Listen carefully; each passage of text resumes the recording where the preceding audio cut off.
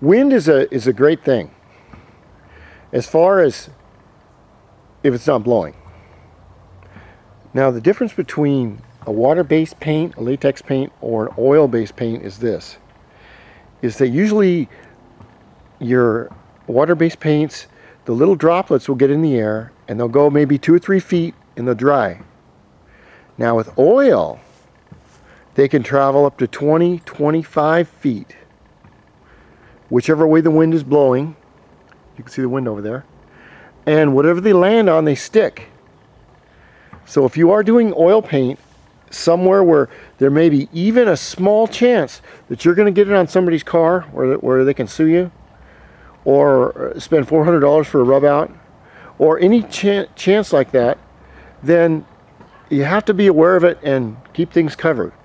Watch the way the wind blows, keep your pressure down, and always be aware that, you know, 25, 30 feet, these white speckles can travel, and whatever they land on, they weld themselves to it. And that's just the truth about oil priming.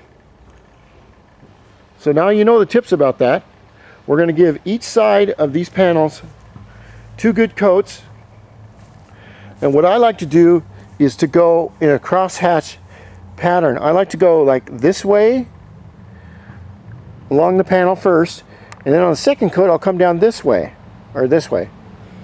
And then what I like to do is I like to get down eye level and look in the little corners here and here. And these are always fun right here. Since I've got grass underneath, I know this is kind of a long video, but my son's going to be a painter, and this will help him and hopefully help anyone else that runs into these problems with oil.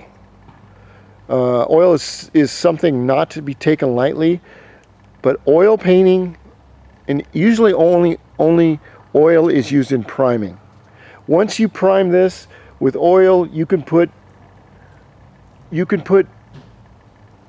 Lego paint on it. Doesn't matter. It's waterproof. Oil paint is the best waterproofer, or oil-based paints or primers in the world. But it is tricky to put on. That's why no one uses it. Now I know that the wind is blowing this way right here. It's blowing over towards there. And I know that there's nobody around and there's no cars around. So I'll be very careful and keep the gun close to about a foot away from the panel. You want to keep your nozzle here. You don't want to keep it like this or like this or like this. You want to keep it stationary all the way across. And it's a nice day out. You don't want to paint when it's too cold. You do not want to paint when it's too humid.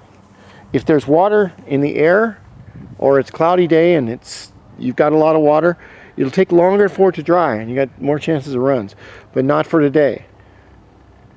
So what I'm going to do is I'm going to put on a pair of shorts, and believe me, you do not want to see that, not at my age.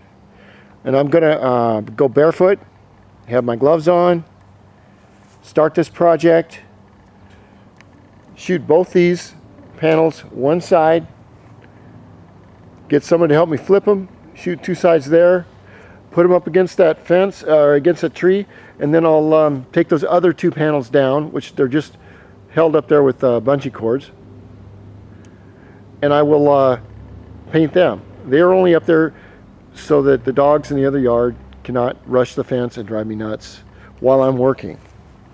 So hopefully I'll get all this done today. And after you get done, I'll show you how to clean the machines. But I have to be real careful about this camera, because I don't want to remember, once oil gets on something, it's on there. So have your garbage can, have your openers, your screwdrivers, everything where you need them before you start. Get a cup of coffee, grab a beer if it calms you down, or if you need more beers, have them close by so you don't walk in the house and track the stuff everywhere. Or get some water or whatever else. Turn on some good tunes and spray. Now we wouldn't take any of these real bad precautions with water-based, but oil's permanent. So And this is for my son, or my twin Rick, who might learn to paint one day once they get off their lazy asses.